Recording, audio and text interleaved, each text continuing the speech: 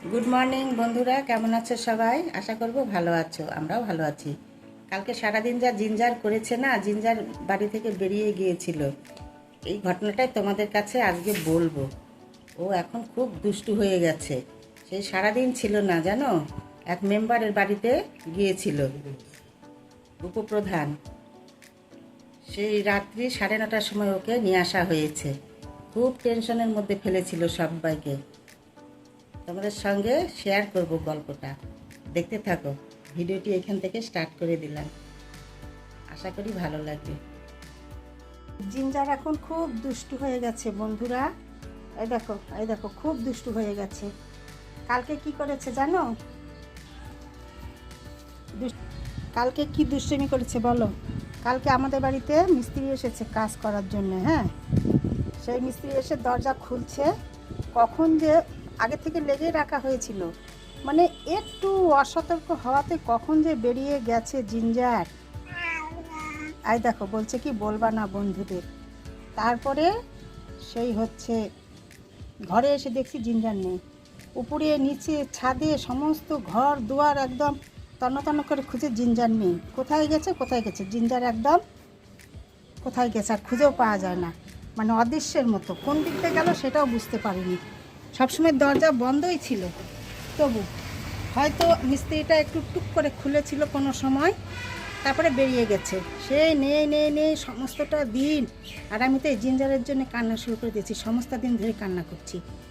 তারপরে স্যার সবার কাছে বলে দিয়েছে যে আমার জিঞ্জার কোথায় গেছে দেখো তো সবাই।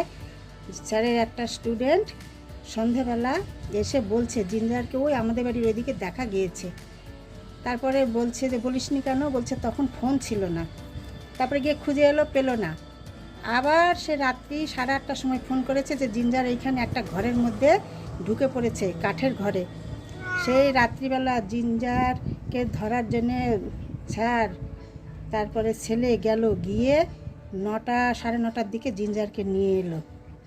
এত মানে কি বলবো, সারাটা দিন যা আমাদের কালকে টেনশনে গেছে না, এই জিঞ্জার এরকম দুষ্টু হয়ে গেছে এখন। এই দেখো এখন বারবার কথা বলছে, আমাকে দরজা খুলে দাও, যাবো। মর্নিং ওয়াক করে নিয়ে আসা হয়েছে ঘুরে, তবু সকাল থেকে 2বার খাওয়া হয়ে গেল। আর কালকে 2বার সকালবেলা খেয়েছিল, ওই খাওয়াটাই ছিল।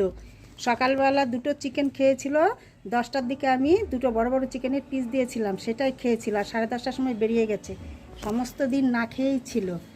একদম রাত্রি 9টার সময় এসে সেই 1 বাটি চিকেন খেলো, 1 বাটি জল খেলো, কিছুই খায়নি সারাদিন। কে দেবে খেতে বলো? আর কে জানবে? আর ওই খেতে দেবে না, ও না খেয়ে থাকতে পারে না, ও কাটা খেতে পারে না, এই ভেবে ভেবে আমার সমস্তটা দিন টেনশনে কেটে গেছে, প্লাস শরীর খারাপ। কষ্ট করে ওকে কালকে বের করে নিয়ে আসা হয়েছে জানো। দেখো গলার ঘুঙ্গু টুঙ্গু সব হারিয়েছে। কে বন্ধুদের বলো তো, বলো তুমি দুষ্টামি করেছো বলো বন্ধুদের। আজকে কি সুন্দর ওয়েদার বন্ধুরা, দারুণ হাওয়া, কি সুন্দর প্রচণ্ড হাওয়া বইছে, খুব ভালো লাগছে। বারান্দায় এসে আমি জিঞ্জারের সঙ্গে কথা বলছি যে কেন এরকম করেছো, আর তোমাদের সঙ্গেও গল্প করছি। এরকম কালকে করেছে জিঞ্জার, খুব টেনশনে ছিলাম। তারপরে পেয়েছি, তারপরে সবার আমাদের মানে কি বলবো, শান্তি। দুপুরবেলা খাওয়া নেই, দাওয়া নেই, সবার এত শরীর খারাপ হয়ে গেছে, খুব টেনশনে। সব থেকে বড়ো কথা কি, হ্যাঁ মানুষ বলবে যে হ্যাঁ ন্যাকামি, তা না। সব থেকে বড়ো কথা ও না যেভাবে মানুষ হয়েছে, আজ 2.5 বছর থেকে আমাদের কাছে আছে, একদম 7 দিনের বাচ্চা থেকে। ও সহ্য করতে পারবে না কোথাও গিয়ে, মানে ওর খাওয়াটা কে দেবে? ও মাছের পিস বড় দেখলে ভয়ে পালিয়ে যাবে, একটা লেগ পিস দেখলে ভয়ে পালিয়ে যাবে, সব টুকটুক করে বেছে কেটে দিতে হয়। সে কি বলবো, সন্ধ্যেবেলা একদম হাত জোর করে লোকনাথ বাবার কাছে, গোবিন্দর কাছে প্রার্থনা করে বলছি ওকে এনে দাও, বোঝে না।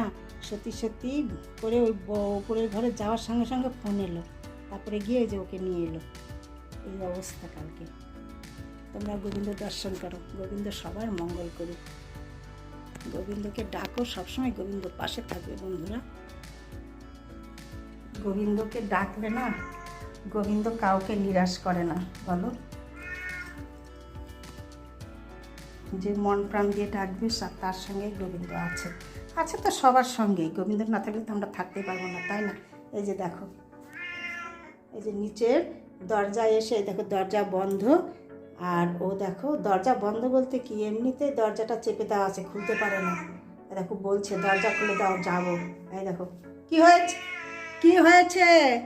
তোমাকে গেলে বাইরে তুমি থাকতে পারবে বাবা? তোমাকে কে খেতে দেবে বলো তো? হ্যাঁ, কালকে রাত্রি 9টার সময় এসে তুমি কীরকম করলে, খেলে এক বাটি চিকেন, এক বাটি জল, তারপরে আমার কাছে এলো, এসে ভয়ে আসছে না, বলছে মা মারবে।